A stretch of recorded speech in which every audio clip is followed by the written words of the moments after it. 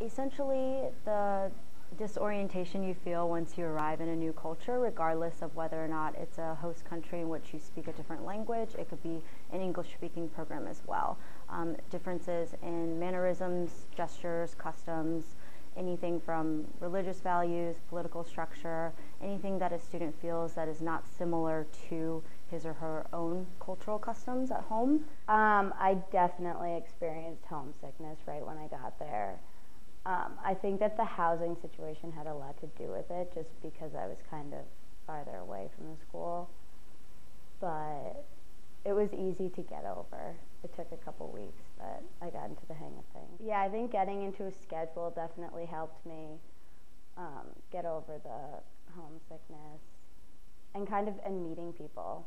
I feel like at first I didn't know that many people, but it was easy to get to know everyone. For the most part, students will experience, I think, a transformative experience while they're abroad, and they are eager to share this experience with their friends and family upon their return.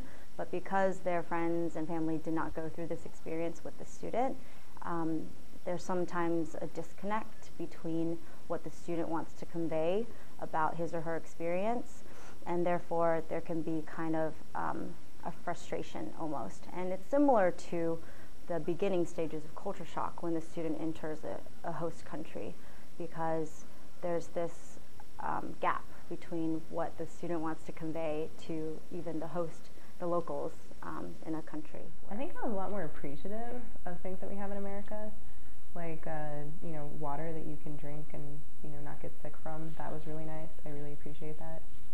Or people stop when you're crossing the street. Americans complain a lot about how we don't have a very pedestrian society and cars aren't very respectful and no one's on bikes, blah blah blah, like look at Europe. But compared to Russia, we're awesome. You will get run over in Russia. Here, like, we just kind of get close, or like maybe they get angry, but like you will actually get hit in Russia. Yeah, it's definitely weird being able to read all of the advertisements and know what they're saying, and like listening to people on like the train or the flight speaking English was definitely bizarre. And so when I came back, I came right back into sorority recruitment, which is a lot of people and a lot of time and a lot of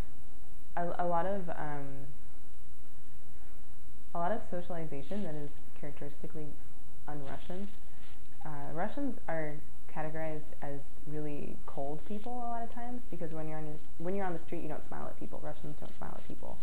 If someone were to smile at me on the metro, I would think that he was really creepy or she was really creepy, and I would check my wallet.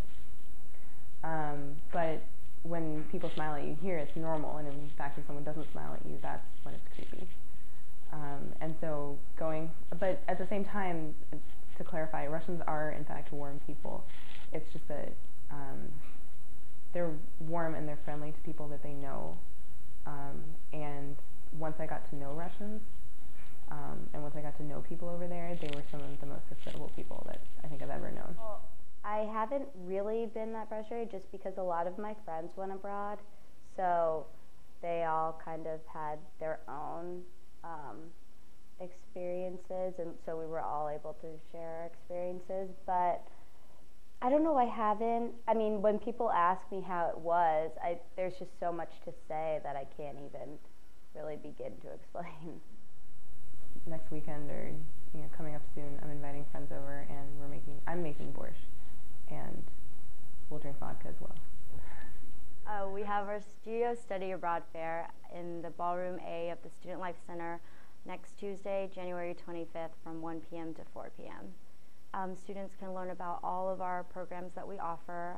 We'll have program reps as well as faculty directors. Past participants will be there to talk about their study abroad experiences. GEO staff will be there. So please come and check out our programs.